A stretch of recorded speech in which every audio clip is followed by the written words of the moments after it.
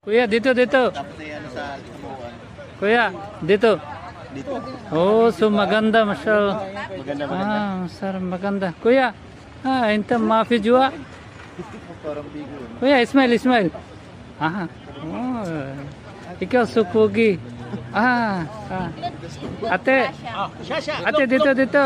Oh, sumabay na kayo. Bebe, Wow. Dito, dito. Silang po. Kami dito, hindi lulubog.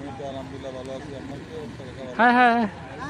Ano lulubog? Kung saan babida na katabi namin.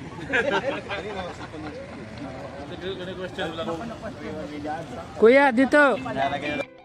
At nandito na nga kami mga koys sa Yanbo Historical, and first time ko pa nga lang po dito makapamasyal. Alam naman natin mga Pilipino, kapag bago pa sa isang lugar, kinukuhanan natin ang mga magagandang view para tayo ay mapamilyar. Nakahanap nga tayo kanina ng taga-video para lahat kami makuhanan ng buo. Siya po yung isang Bengali waiter na magsiserve sa amin dito. Ilang sandali lamang at ito na nga po ang aming mga order. 3 takure na sa English ay teapot o kaya kettle. At dinagdagan pa nga po ng isa para siguradong hindi kami mabibitin sa tsaa. Dami mo alam, kuya. Lapit ka na. Alam mo na gagawin mo. Narinig. Tamang chat lang kami. Kulang pa.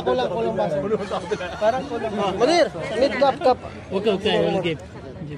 Wow! 2, 4, 5. Anong oras na kapatulog na studio, Mar?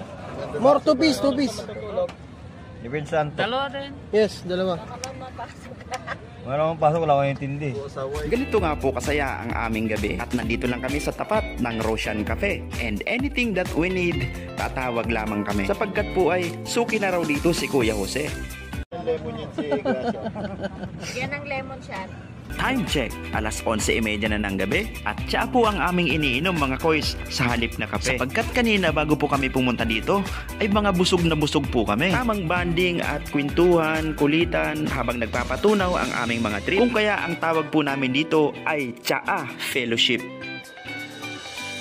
12:30 in the morning na nga po mga koys nung kami po ay maghiwa-hiwalay.